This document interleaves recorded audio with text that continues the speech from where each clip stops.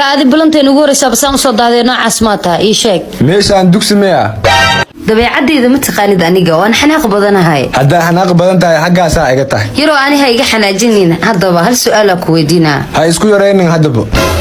okay su'aalaha noo bilaabanayo weligaa wax ma soo jeclaatay adiga jecelaha sheeganay meeqanaaga ka soo tagtay dheh warba meey sidee gacmaha isqabsadaan inta ka soo tagay kismaanyay dhaafayaan sababo kala duwan oo soo tagay tii fataq iyo kantini fiya dhigi jiri waraayaro nin naaga badan aniga waan necbahay haddaba yaa baroogada maaba ka bilaawrata ogow waa madax adkaay waxa rabaa nin madax adeegayga uu qaadanayo oo waxa raba ii sameeynayo hadda jalaati iga dhigitid jalaata ahay hadda mashaari iga dhigitidna waa badbada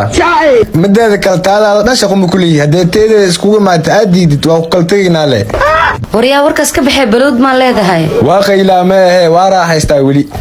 hadda balaadi ugu dambaysa 10 sano ka hor waxa soo sameynay ma ogtahay adi saaraw ma ii sameeyay nin saaraba ii sameeynayo aan rabaaye koo jadka iska dhaafay kadibna waxa jeclaha ayaa ii sameeynay shalay leeb ibaratid adi kitaab ma tahay muqraaca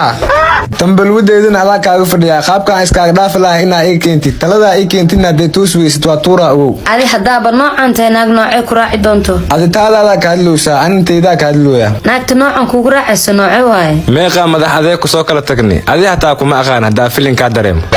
sharuudeeda saddexaad nin aan kale ila shukaansanayno daacad iyo noqda rabaa haddaba waxa soo xasuustay anoo naag kala shukaansanaya ina adi balan leenahay waa ku soo dumiyay adaan ku imaaday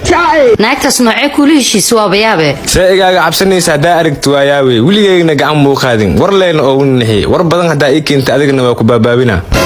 ado caadi ah basaantay bal marka xanaaqdidna sidee tahay dabeeshaada see iga dhigtay leen noqonaa meel firis hadaa ka dareemin ogow tii ugu horeysay ma tihid